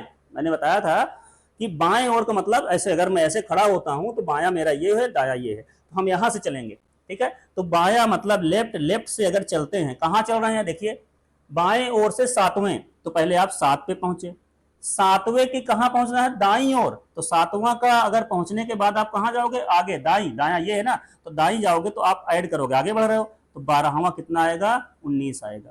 तो ये बताओ आपको 1 से 13 ये होते हैं, तो इधर का कोई मतलब ही नहीं निकला, उल्टे या पलटे। आपको कहां से जाना है, यन इस वाले में जाना है, इसको सीधा रखा गया है तो आपको सीधा ये श्रेणी में सीधा अक्षर में 19वां कौन होता है आपको पता होगा, आपको ईजोटी। अब देखिए ईजोटी आपकी बहुत हेल्पफुल करे रखेगी। यहाँ पर ये 5 होता है, ये 10 होता है, ये 15 होता है, ये 20 होता है, और ये कहाँ पे होता है, 25 पे होता है। तो PQRST समझ रहे हैं, PQRST, टी कहाँ आता है 20 पे, तो उसके पीछे क्या आएगा, यस, मतलब कहने का 19 पे हमारा आंसर होगा यस। तो ऐसे क्वेश्चन लेफ्ट राइट क्वेश्चन बहुत अच्छे आते हैं इसमें। अभी तो ये क्वेश्चन का जो भी है पैटर्न ठीक है, लेकिन क्या है कि थोड़ा सा और इससे हाई लेवल क्वेश्चन करने हैं हम लोगों को, तभी थोड़ा सा तैयारी अच्छी बेस्ट तरीके से हो पाएगी। ठीक है, तो इससे और हाई लेवल क्वेश्चन हम लोग कराएंगे और बेस्ट क्वेश्चन कराएंगे। जो भी क्वेश्चंस रहेंगे एक स्टैंडर्ड उनका भी अच्छा खासा रहना चाहिए। ठीक है, चलिए देखते हैं। अब यहाँ पर क्या है कि जैसे लेफ्ट से राइट पूछा है, तो अभी इसमें हम अगर ऐसा क्वेश्चन बोल दें कि अंग्रेजी वर्णमाला को यदि हम विपरीत क्रम में लिख दें, पूरे को विपरीत क्रम में कर दिए, आधे को विपरीत क्रम में कर रहा है, कभी राइट साइड को विपरीत क्रम में कर रहा है, कभी राइट साइड को उल्टा कर दे रहा है, कभी लेफ्ट को उल्टा करेगा, मतलब आधे को उल्टा करेगा, आधे का राइट को उल्टा करेगा। तो ऐसे बहुत सारे क्वेश्चन बनते हैं और इसके क्वेश्चन आना ही आना रहता है। राइट, चलिए आगे देखते हैं। नेक्स्ट क्वेश्चन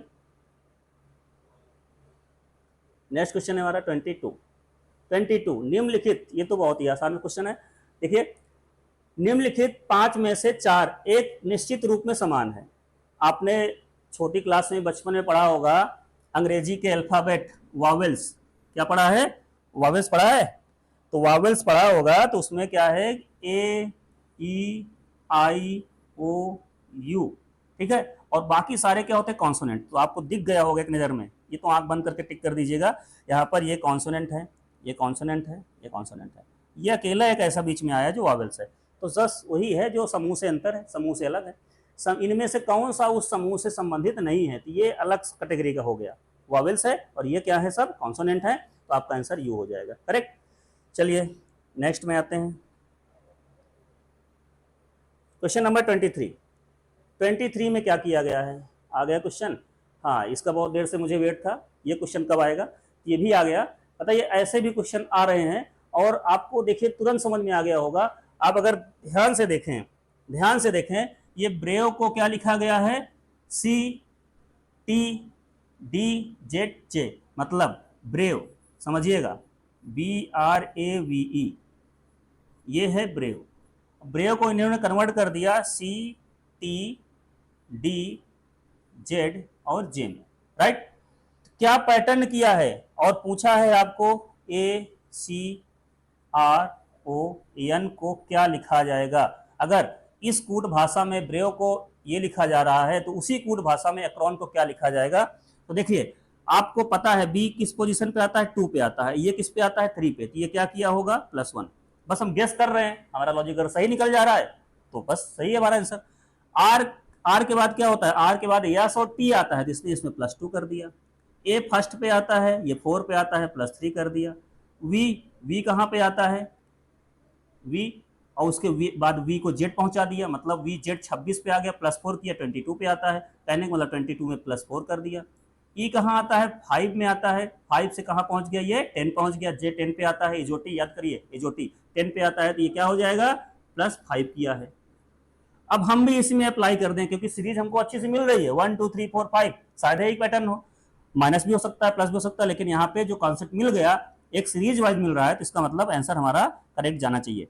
ए का हमने 1 बढ़ाना है, पहले वाले अक्षर में 1 ही बढ़ाना है, बी कर दिया, सी डी ई कर दीजिए, ठीक है, आर एस टी यू कर दीजिए, 3 बढ़ाना है ना, और ओ के बाद देखिए पहले तो ऑप्शन मिल गया आपका, बी ई यू मिला, बी ई यू ये मिल गया, समझ में आई बात, बी ई यू मिल गया, बाकी और है ही नहीं कहीं पर, 2 ही डिजिट चेक करने पे आपको ऑप्शन मिल गया, लेकिन लास्ट चेक कर लेते हैं, ओ के जगह में क्या आ जाएगा, एस आ जाएगा, क्योंकि ओ में भी हम +4 बढ़ाएंगे और एन में जब +5 करेंगे तब भी एस ही आएगा, क्योंकि अगला नंबर फिर से एस ही पड़ेगा 5 नंबर पर, तो बुस मतलब ब्यूस, ठीक है। तो यहाँ पर ये जो ऑप्शन है वो करेक्ट ऑप्शन आपको मिल जाएगा।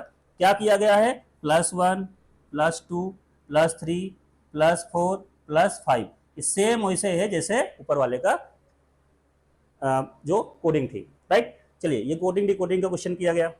नेक्स्ट हम लोग आते हैं क्वेश्चन नंबर 24।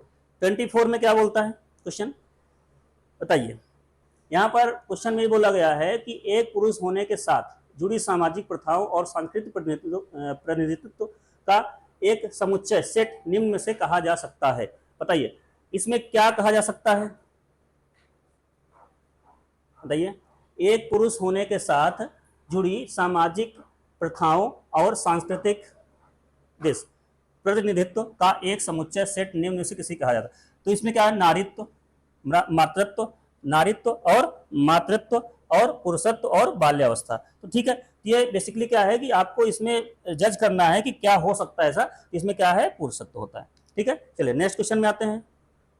इनमें कोई कैलकुलेशन नहीं है, इनमें बस यही है कि आपको बिल्कुल अच्छे से पता होना चाहिए। नेक्स्ट इसमें क्या कह रहा है, ए प्लस बी, ए बी का पिता है। अब देखिए, अभी पीछे भाई बताया था, अब यहाँ पिता आ गया।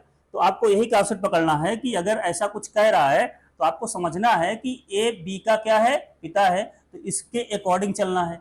ए माइनस बी का मतलब माँ है, ए इंटू बी का मतलब क्या है, बहन है, और ए अपान बी का मतलब होता है भाई है। तो दिए गए ऑप्शन में m plus n minus q ऐसे करके अगर दिया जाए तो क्यू पुरुष है तो एन और क्यू का क्या संबंध होगा। तो आपको क्या करना है, इस रिलेशन के आधार पर अगर हम एम प्लस एन लिखते हैं तो एम प्लस एन का मतलब क्या हो जाएगा कि ए प्लस बी के आधार पे ए बी का पिता है तो एम एन का पिता हो जाएगा, एम एन का पिता हो जाएगा। और एन माइनस ओ है, अगर एन माइनस ओ है, जैसे ए माइनस बी कह रहा है कि ए बी की माँ है तो एन ओ की माँ है। अब क्या है यहाँ पर, ए इंटू बी का मतलब ए बी की बहन है, तो यहाँ पर क्या होगा, क्यू ओ क्यू की बहन है। और क्यू अगर पुरुष है तो एन का क्यू से क्या संबंध है, सिंपल सी बात है, एन का क्यू से क्या संबंध है। अगर ये भाई बहन है और ये इसकी बेटी है तो सिंपल सी बात है, ये भी क्या होगा, बेटा होगा, मतलब वो क्या है, उसकी माँ है। आ गया होगा समझ में, आसान सा क्वेश्चन है, ठीक है, उसकी माँ है, राइट। चलिए, ये क्वेश्चन आ गया। वेन आरेख का क्वेश्चन है ये, वेन आरेख वेन डायग्राम का क्वेश्चन होता है। वेन डायग्राम में बेसिकली क्या होता है, कई सारे स्ट्रक्चर्स होते हैं, जैसे ट्रायंगल होता है, रेक्टेंगल होता है, स्क्वायर होता है, सर्कल होता है। अब उसमें बता देता है कि सर्कल क्या कह रहा है, सर्कल किसको रिप्रेजेंट करता है, ठीक है, सर्कल किसको रिप्रेजेंट करता है, उसके साथ साथ सर्कल के बाद ट्रायंगल किसको बता रहा है, क्या रिप्रेजेंट कर रहा है, रेक्टेंगल क्या बता रहा है, उसके आधार पर हमें क्वेश्चन को डिजाइन किया जाता है। तो अब यहाँ पर देखिए, समझिए, बताया गया वेन आरेख में से निम्नलिखित में से कौन सी संख्या व्यापारियों और वास्तुकार को दर्शाती है। कौन सी संख्या व्यापारी को बताती है और वास्तुकार को बताती है, लेकिन पुलिस को नहीं। समझिए, अब अगर इस सर्कल के अंदर आ रहा है, सर्कल के अंदर आ रहा है तो वो तो व्यापारी हो गया, मतलब बिजनेसमैन हो गया।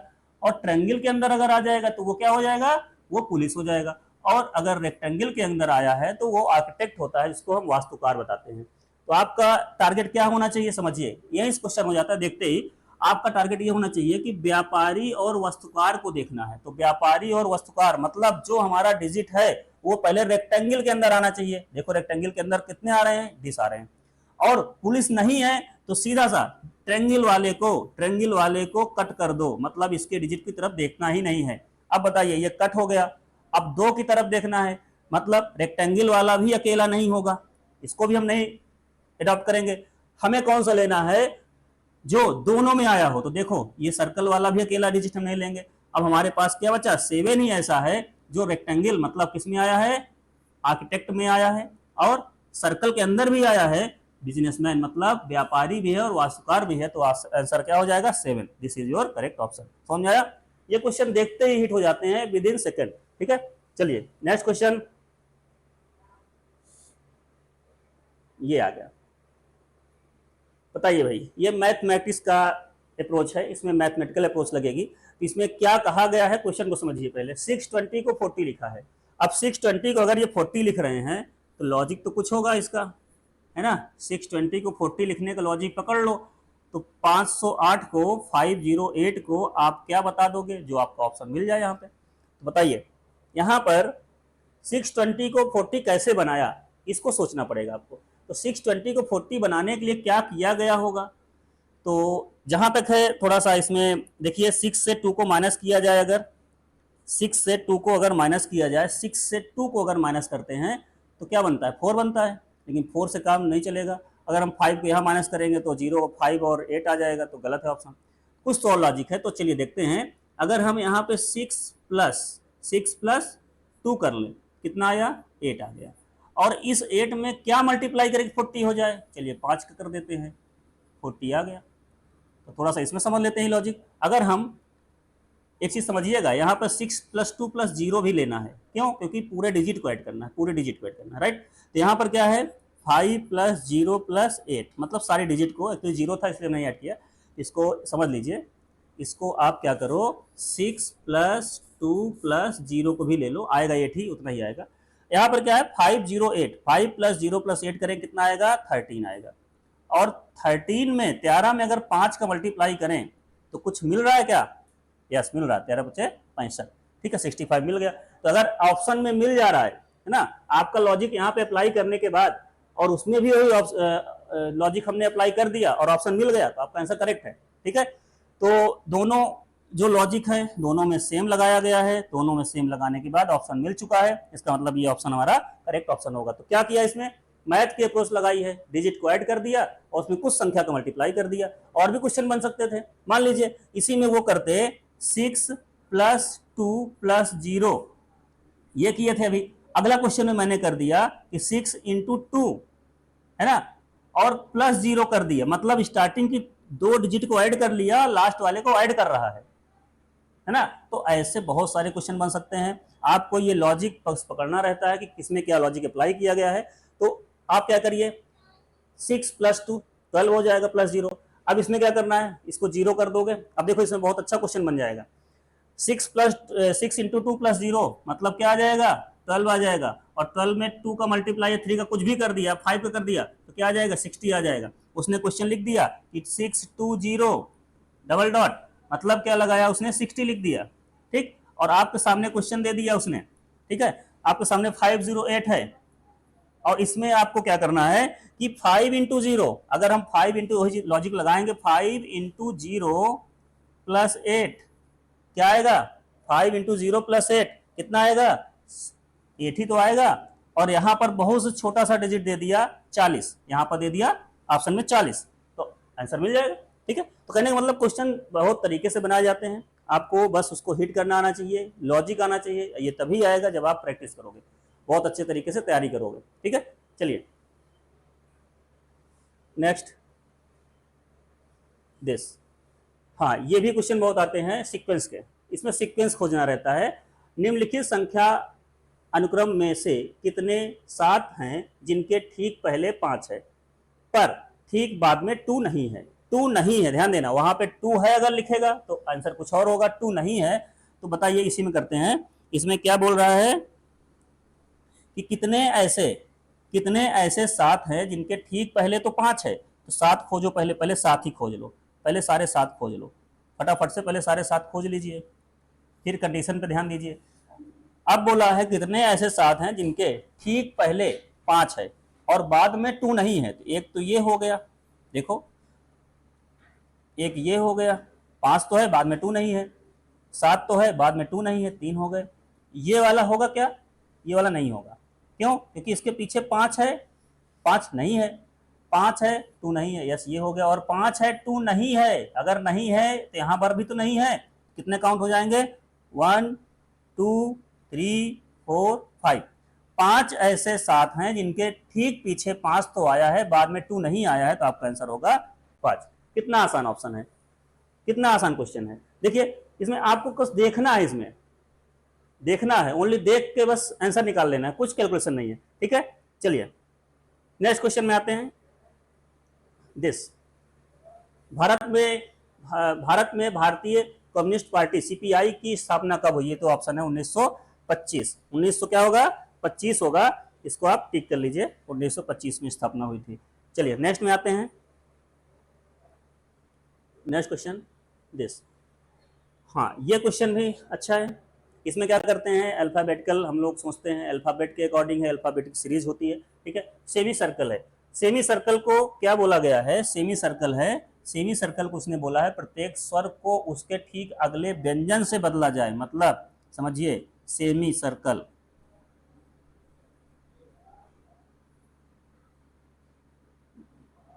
SEMICIR, ठीक है, स्पेलिंग मिस्टेक नहीं होनी चाहिए, फिर गलत हो जाएगा। CIRCLE, ठीक है। अब इसमें क्या है कि अगर इसके प्रत्येक प्रत्येक क्या है यहाँ पर बताइए, यहाँ पर जो इसके व्यंजन है, व्यंजन क्या है, ये है एक व्यंजन, एक व्यंजन ये है, एक व्यंजन ये है, एक व्यंजन ये है, ठीक है, मतलब वॉवेल्स की बात कर रहा है।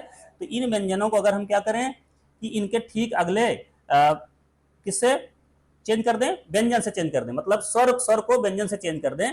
तो यहाँ पे जितने प्रत्येक स्वर को किससे चेंज करना है, व्यंजन से चेंज करना है। तो यहाँ पर कितने स्वर हैं, ई आई और ई आया है, इनको व्यंजन से बदल दीजिए अगले वाले से। तो यस हो जाएगा, ये एफ हो जाएगा, ये एम हो जाएगा, ये एफ हो जाएगा, ये सी। आई का क्या होता है, एक सेकेंड, आई का जे होता है, आई का जे, सी आई का यहाँ पर जे, और यहाँ पर फिर क्या करेंगे हम, आर आ जाएगा, आर को एच इट रख देना है, फिर सी आएगा, ठीक है, एल आएगा, और ई का एफ हो जाएगा। एक बार मैच करा लेते हैं। यहाँ पर हमने एस को ऐसे ही रखा है, जो स्वर आए थे, मतलब जो वावेल्स आए थे, उनको अगले व्यंजन से, एम को एम, आई को जे, सी को सी, आई को जे, आर को आर, सी एल और ई को F.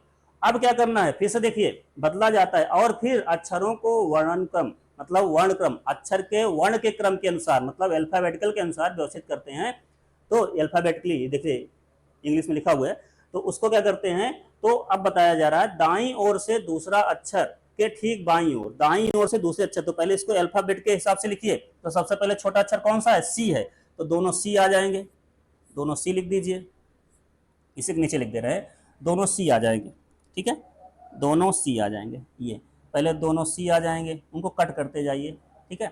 C D E F आएगा, अब दोनों एफ आ जाएंगे, एफ, एफ के बाद जी एच आई जे के एल, एल आया, फिर एल एक ही है, फिर आया एम आई जे, जे आएगा बीच में, देन के एल एम, ठीक है, ये भी हो चुका है, आई जे के एल एम हो गया। अब कोई छूटना नहीं चाहिए, दो जे हैं क्या यहाँ पे, हाँ दो जे हैं, तो दो बार जे लाइए, एफ हो गया, जे और जे, जे के बाद आएगा, जे के बाद आएगा एल, ठीक है, देन एम आएगा, देन एम आएगा, उसके बाद क्या आएगा, एस आएगा, ठीक। देखिए समझिए, इसमें कहीं पर मिस्टेक ना होने पाए। यहाँ पर पहले सी, अल्फाबेट के आधार पर पहले सी सी आ गया, सी सी आ गया, फिर एफ एफ आ गया, और एक एफ, कितने काउंट कर लीजिए, 1 2 3 4 5 6 7 8 9 10, 1 2 3 4 5 6 7 8 9, एक कम कहाँ रह गया, इसको हटाइए, एक कहीं पर रह गया। यहाँ पर क्या है, यस लेते हैं पहले, सी, पहले सी को रखिए अल्फाबेट के आधार पर, देन दूसरा सी आएगा, ठीक है, तो दोनों सी हो गए।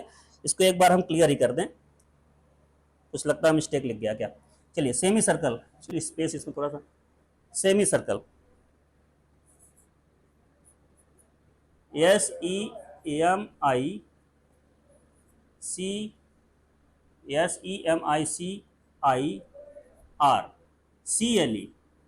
हाँ CLE, ठीक है। तो सेमी सर्कल अगर लिखा हुआ है, सेमी सर्कल में प्रत्येक स्वर को उसके अगले ठीक व्यंजन से, मतलब प्रत्येक स्वर जो दिया गया है, प्रत्येक स्वर कौन सा है इसमें बताइए, प्रत्येक स्वर ये है, इनको अगले व्यंजन से, तो यस क्या कर दीजिए, एफ कर दीजिए, एम जे कर दीजिए, सी आई का जे करिए, आर को ऐसे लिखिए, सी एल और एफ, ठीक है।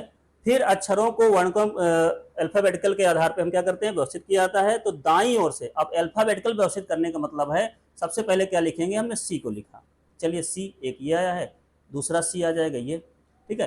फिर सी के बाद डी ई एफ, एफ आया, एफ एक ही है, कट करते जाइए, सी लिख गया, ये लिख गया, ये लिख गया। अब बताइए एफ आने के बाद, एफ के बाद क्या आएगा, जी एच आई जे, जे आएगा, जे के बाद के कहीं नहीं है, एल आया है, एम आएगा, और जे दो बार आया है तो जो दो बार लिखो, ठीक है, ध्यान देना, दो बार आया दो बार लिखेंगे, आई जे के बाद आएगा एल, एल आ जाएगा, एम आ जाएगा, ठीक है, दिस, और आगे यम के बाद फिर क्या आया हुआ है, आर और एस आई हुई, तो यहाँ पर आर आ जाएगा और एस आ जाएगा। हाँ, आपकी बात राइट है। तो कहने का मतलब आपको थोड़ा सा मिस्टेक नहीं करना है, इसमें कहीं पर भी थोड़ा मिस्टेक हुआ तो आपका आंसर गलत हो जाएगा, क्योंकि इसमें राइट और लेफ्ट का सवाल है। तो यहाँ पर बोला क्या है, दाईं ओर से दूसरे अक्षर के ठीक बाईं ओर, दाईं ओर से अगर देखा जाए, दाईं ओर आपका ये है, अब दाईं ओर से अगर देखा जाए तो दाईं ओर से दूसरे अक्षर के बाईं ओर, दूसरा अक्षर कौन है, पहला ये है, दूसरा ये है, उसके बाईं ओर, तो दाईं ओर से अगर आ रहे हो आप तो बायां तो यही हुआ, तो कौन सा आएगा, यम आएगा। करेक्ट, तो करेक्ट ऑप्शन आपका हो जाएगा यम। ठीक है, तो ऐसे क्वेश्चनों को थोड़ा सा आपको फोकस कर करना है, एक भी स्पेलिंग मिस्टेक ना होने पाए। अल्फाबेटिकल बहुत अच्छे से आपको सीरीज सेट करनी है, अगर अल्फाबेट में थोड़ा सा भी इधर उधर हुआ तो आंसर तुरंत चेंज हो जाएगा। ठीक है, चलिए नेक्स्ट क्वेश्चन पे आते हैं। दिस, ये भी एक क्वेश्चन वैसे ही सीक्वेंस का ही रिपीट हो गया है। इसमें क्या बोला है, निम्नलिखित संख्या अनुक्रम में ऐसे कितने साथ हैं जिनके ठीक पहले 5 है, ठीक बाद 2 नहीं है। तो वही क्वेश्चन आ गया। चलिए कोई बात नहीं, यहाँ पर क्या हो जाएगा, वही आंसर आएगा, वही क्वेश्चन है, 5 ही आएगा क्योंकि आप इसको कर चुके हो ऑलरेडी। ठीक है, चलिए नेक्स्ट क्वेश्चन में आते हैं। क्वेश्चन दिस, ये भी आप क्वेश्चन समझ सकते हो, वही वाला क्वेश्चन है, ये सेम क्वेश्चन आ गया है यहाँ पर। भारत में भारतीय कम्युनिस्ट पार्टी सीपीआई की स्थापना कब हुई थी, 1925 में हुई थी। क्लियर, ये भी आप कर चुके हो। नेक्स्ट क्वेश्चन, हाँ इसमें आते हैं, ये भी क्वेश्चन यही है।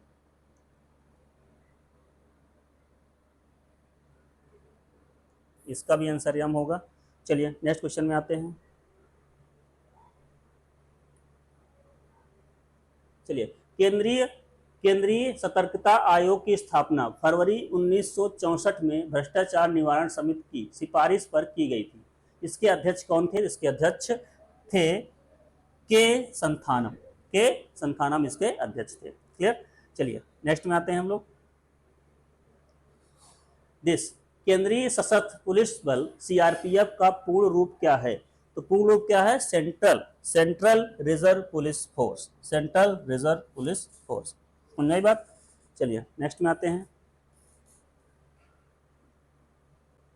हाँ, ये क्वेश्चन आ गया।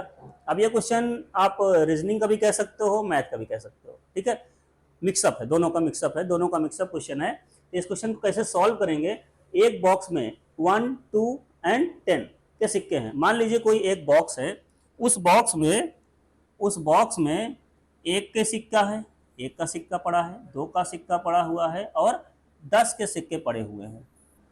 अब क्या कह रहा है कि कुल राशि कितनी है, 2730 रुपए है। मतलब पूरा जो पैसा मिलाया गया वो कितना है, 2730 रुपए है।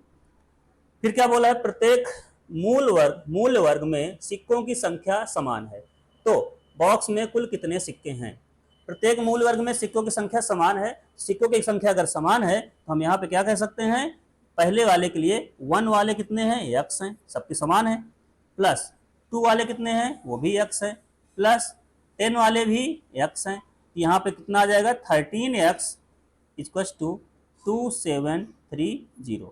यहाँ से x की वैल्यू निकाल लीजिए, 2730 अपॉन 13, तो x इक्वल्स टू कितना आएगा, 121। ठीक है, x इक्वल्स टू कितना आएगा, हाँ 2 आएगा, सॉरी 2, 13 दूनी 26, 2 बार जाएगा और फिर 2 बार जाएगा, इसके बाद फिर 1 आएगा, 1 बार जाएगा और यहाँ पर हाँ ठीक है 210 आ जाएगा, x की वैल्यू 210 आ गई।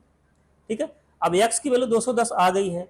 अब आपको बताया गया है कि बॉक्स में कुल कितने सिक्के हैं, आपको सिक्कों की संख्या निकालनी है। मतलब क्या है, इसमें सिक्कों की संख्या कितनी होगी वो निकालना है। ठीक है, तो समझिए, इसमें सिक्कों की संख्या निकालने के लिए क्या करोगे आप, जैसे हमारे पास इतने सिक्के आ चुके हैं तो क्या करेंगे, यहाँ पे मल्टीप्लाई कर लेंगे। मल्टीप्लाई करने मतलब आप इसको 10 से मल्टीप्लाई करेंगे। ठीक है, तो कहने का मतलब क्या है, x की वैल्यू जो आई है उस क्वेश्चन में, जैसे यहाँ पर 2730 आपके पास क्या है, टोटल रुपीज हैं। अब 10 रुपए के कितने हैं, 10 रुपए क्वेश्चन कितने हैं, टोटल कितने हैं, तो इतने वैल्यू होगी। तो दोनों जो वैल्यू आई है 630 कैसे आई है, यहाँ पे ऑप्शन आपका आ जाएगा 210। लेकिन आपसे पूछा क्या है कि मूल वर्ग में, प्रत्येक मूल वर्ग में सिक्कों की संख्या समान हो तो बॉक्स में कुल कितने सिक्के हैं। तो बॉक्स में सिक्के की संख्या निकालनी है आपको। अभी एक्स की वैल्यू आई है तो सिक्कों की संख्या कितनी आ जाएगी, 630। अब इसको निकालने के लिए क्या करेंगे, इसको निकालने के लिए आपको क्या करना पड़ेगा, यहां पर 3 से मल्टीप्लाई करना पड़ेगा। क्यों, क्योंकि प्रत्येक जो सिक्के हैं वो अलग अलग हैं, 3 तरह के हैं। तो 3 से मल्टीप्लाई कर दीजिए, 3 2 जा 6 और 210 इंटू 3 दैट इज 630, मतलब आपके ये सिक्के आ जाएंगे। ठीक है, क्लियर। इसका ऑप्शन क्या होगा, 630 होगा। चलिए नेक्स्ट क्वेश्चन पे आते हैं। फिर से वेन आरेख का क्वेश्चन आ गया है। वेन आरेख में क्या है, वेन आरेख के निम्नलिखित में से कौन सी केवल मोजितो और चॉकलेट को दर्शाती है। चलिए, और जहां पर एक बड़ा त्रिभुज जूस को दर्शाता है, मतलब बड़ा वाला त्रिभुज जो है ये किसको दर्शा रहा है, आपको जूस को दर्शा रहा है। ये किसको बता रहा है, जूस को बता रहा है, बड़ा वाला त्रिभुज। और दूसरा त्रिभुज जो है वो मोजितो को दर्शाता है, दिस, ये मोजितो को बता रहा है। वृत्त चॉकलेट को दर्शाता है, वृत्त जो है चॉकलेट को दर्शाता है, ये पूरा सर्कल चॉकलेट को बताता है। तो बताइए, यहाँ पे क्वेश्चन पूछा है कौन सा लेबल मोजितो और चॉकलेट को दर्शाता है। तो आपको देखना है ध्यान से कि जो मोजितो मतलब ट्रायंगल के अंदर भी आए, कौन सा, छोटे वाले पे आए और सर्कल पे आए, ऐसा एक ही डिजिट दिख रहा है, बाकी सब तो बाहर है, ये भी बाहर है। तो आपको इसके अंदर देखना, इसके अंदर का सर्कल ट्रायंगल कहाँ है, इसके अंदर भी हो, दूसरे वाले में ना हो, तो ये बड़े वाले को भी छोड़ना है आपको, बड़े वाले को आपको छोड़ना है। तो बड़े वालों में नहीं आना चाहिए, तो ये पूरा कैंसिल। बचा कितना, इतना पोर्शन, इतने पोर्शन में ये बाहर जा रहा है, ट्रायंगल को छोड़ रहा है छोटे वाले को, तो छोटे वाले ट्रायंगल में केवल 2 आ रहा है। तो यही होगा जो मोजितो और चॉकलेट को दर्शाता है, मतलब ऑप्शन नंबर 2। ठीक, समझ में आया आपको। नेक्स्ट क्वेश्चन है हमारा this, question number this 38 question number क्या कहता है कि द THE, मतलब कहाँ पे, THE is given by the code number 33। मतलब THE को अगर 33 लिखा जाता है, THE को अगर 33 लिख रहे हैं तो क्या कोड होगा आंट का, ANT का, ANT का क्या कोड होगा, ANT का क्या कोड होगा। तो कहने का मतलब क्या है कि आंट का कोड क्या होगा। तो आप समझ सकते हैं T कहाँ पे आता है, आपको पता है अल्फाबेट में T20 पे आता है। H कहाँ पे आता है, ABCD में H देखें तो 9 पे आता है, और E कहाँ पे आता है, 5 पे आता है, सॉरी 8 पे आता है, H 8 पे आता है। ठीक है, तो इसको अगर हम ऐड करें कितना आया, 33 आ गया। ठीक है, H कहाँ पे आता है, 8 पे आता है, तो टोटल ऐड किया जाएगा तो 33 आएगा। अब आंट की बात आई, आंट को अगर हम देखें तो आंट में A1 पे आता है, N कहाँ पे आता है, 14 पे आता है, और ये T कहाँ पे आता है, 20 पे आता है। तो टोटल कितना हो जाएगा, 20, 10, 28, 21, और 21 में 14 को ऐड करेंगे कितना आ जाएगा, 5, और दिस 35 ऑप्शन है, यस दिस इज करेक्ट। मतलब क्या है कि इसमें आपको अल्फाबेटिकल सीरीज में अल्फाबेटिकल का जो पोजीशन होता है उसको सिंपली क्या किया है, ऐड कर दिया है, सिंपली यहाँ पे ऐड किया हुआ है। तो सिंपली क्या कर रहा है, T की वैल्यू, H की वैल्यू, पोजीशन को ऐड करके आपको 33 ला रहा है। तो यहाँ पे आंट को भी आप ऐड कर दीजिए, सारे पोजीशन को ऐड करने पे आपका आंसर आ जाएगा। इसमें क्या करेंगे, ऐड करेंगे। राइट, समझ में आ गया होगा। चलिए नेक्स्ट क्वेश्चन है हमारा दिस, वह कौन सा मनोविज्ञान सिद्धांत है जो बताता है कि सभी मानवीय क्रियाएं अंततः सुख की इच्छा और पीड़ा से बचने की प्रवृत्ति से प्रेरित होती हैं। अब आपको देखो इसमें क्या है कि आपको आपके मतलब एक तरह से बेसिक टेस्ट कर रहा है कि आपको उसके बारे में नॉलेज है कि नहीं है। सिंपल सी बात है, साफ साफ दिया है सुख की इच्छा, साफ साफ क्या दिया है, सुख की इच्छा और पीड़ा से बचना, तो क्या होगा, वो सुखवाद होगा। ठीक है, समझ में आई बात। चलिए नेक्स्ट पे आते हैं, क्वेश्चन नंबर 40। क्वेश्चन नंबर 40 पढ़िए इसको। इसमें बोला गया है यूज कस्टू अगर हम 80 कर रहे हैं, वाई कस्टू 96 कर रहे हैं, जेड 4 कर रहे हैं, टी 8 है, वी 6 है, तो सॉल्व दिस वैल्यू, मतलब यू माइनस दिस। तो सॉल्व करिए भाई इसको। यहाँ पर क्या दिया गया है, यू किस क्या ट्रिक क्या है, ऐसा करने का तरीका क्या है। इसमें जो यू जेड सारी वैल्यू दी गई है, तो इसको सबसे पहले क्या करना है आपको कि जो वैल्यू दी गई है जहां पर यू के प्लेस पे, अब आप अल्फाबेट वाला यू भी मत यूज कर लेना, आपको जो क्वेश्चन कह रहा है उसके अकॉर्डिंग करना है। आप कहते अल्फाबेट में यू कुछ और होता है तो वो नहीं करना, आपको जो अल्फाबेट के अलावा यहाँ पे जो दिया हुआ है वैल्यू उसको अप्लाई करना है। ठीक है, तो इसको जब अप्लाई करेंगे तो उसके आधार पर फिर यहाँ पे देखिए माइनस, मल्टीप्लाई, डिवाइड, प्लस, ये सारी चीजें लिखी हुई हैं, तो बॉडमास का रूल भी फॉलो करना है आपको, मैथमेटिक्स का रूल भी बॉडमास का आना चाहिए। ठीक है, तो चलिए देखते हैं यहाँ पर क्या है, यू में कितना है 80 लिख दीजिए, माइनस जेड कितना है यहाँ पर 4 दिया है, ये लीजिए, ठीक, क्रॉस मतलब मल्टीप्लाई, वाई की वैल्यू कितना दिया है 96, इसके बाद डिवीजन दिया हुआ है दिस डिवाइड, वी की वैल्यू कितना दिया है 6, और उसके बाद क्या है प्लस टी, टी कहाँ है टी 8, दिस, समझ में बात। सबसे पहले तो इसमें क्या है कि आपको वैल्यू रखते समय बहुत ध्यान देना है, अगर आपने एक भी वैल्यू गलत रख दी तो आपका आंसर नहीं मिलेगा, आपको ध्यान देना है। ठीक है, अब आपको देखो यहाँ सॉल्व करने में ध्यान क्या देना है, बच्चे क्या करेंगे इसको ऐड कर देंगे इसको, तो ऐसा नहीं करना है, आपको क्या है बॉडमास का भी रूल फॉलो करना है, BODMAS, ठीक है, बदमाश नहीं है बॉडमास है। ठीक है, तो यहाँ पर क्या करना है, bracket of division, multiplication, addition and subtraction, सबसे पहले यहाँ ब्रैकेट तो है नहीं कहीं, ऑफ तो कहीं है नहीं, सबसे पहले डिवीजन, क्या करेंगे डिवीजन, डिवीजन कहाँ पे है यहाँ पे है, एक सेकेंड, डिवीजन यहाँ पर है तो उसको हम सॉल्व करेंगे, दिस, इसको सॉल्व कर लेंगे तो कितने छक्के 96 होता है, 16 छक्के 96 होता है, मल्टीप्लाइड 4 लगा रहेगा, 80 माइनस लगा रहेगा, 80 माइनस वैसे ही रहेगा।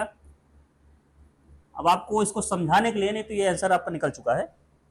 ठीक है, अब देखिए बॉडमास के बाद ये काम हो गया, अब बचा क्या मल्टीप्लीकेशन, मल्टीप्लीकेशन कर लीजिए, 16 चौके 64, 8 माइनस 64 प्लस 8, अब यहाँ पे क्या है कि आपके पास फिर क्या आएगा एडिशन आएगा, समझिए एडिशन, ऐड करना है, ऐड किसको करना है, ऐड किसको करना है, जो जो वैल्यू पॉजिटिव पॉजिटिव है तो पॉजिटिव पॉजिटिव को ऐड करिए, कितना आया 88 आया, और 88 से क्या माइनस करेंगे 64, 88 64 माइनस कर दीजिए, कितना आ जाएगा आपका 4 और दिस 24 आ जाएगा। ठीक है, तो दिस आपका आंसर आ चुका है। तो आपको बॉडमास को भी लेके चलना है साथ में, अगर बॉडमास को आपने डिस्टर्ब किया, अगर बिना बॉडमास की यूज नहीं किए क्वेश्चन सॉल्व किया तो क्वेश्चन आपका गलत हो जाएगा। ठीक है, तो सारा क्वेश्चन मैथमेटिक्स, रीजनिंग जो भी है सारा कुछ डिपेंड करता है कि हमारा लॉजिक क्या है, सारा कुछ वहाँ पे कैसे पैटर्न है। ठीक है, तो आपको आई होप समझ में आ गया होगा कि हमारे यूपीएसआई का 2021 का पेपर पैटर्न कैसा था रीजनिंग का। तो सारा कुछ करने के बाद अब इसमें क्या है कि आपको ये देखना है कि नेक्स्ट पेपर की तैयारी हमें कैसे करनी है, तो उसके तैयारी के लिए हमें बहुत ही बेहतरीन तैयारी करनी है, तभी सिलेक्शन हो पाते हैं। ठीक है, चलिए नेक्स्ट, अब इसमें क्या है कि देखिए आपको जो भी यूपीएसआई का बैच है, सारे बैच बहुत अच्छे तरीके से हम और हमारी टीम पूरा सब लोग मेहनत करेंगे, हमारे जो मैथ के टीचर हैं, ठीक है, और रीजनिंग के टीचर तो हम खुद ही हैं। ठीक है, इसके बाद हिंदी संदीप सर द्वारा, एंड जो बाकी सब्जेक्ट हैं जीके जीएस के सर अजय सर, ठीक है, सारे बहुत अच्छे से कंटेंट तैयार करते हैं और बहुत अच्छा कंटेंट रहता है, बहुत ही बेहतरीन तरीके से समझाते हैं। आप लोग उनको जो भी वीडियोज़ हैं उनको अच्छे से देखिए, अच्छे से फॉलो करिए और सिलेक्शन लीजिए। ओके, जय हिंद।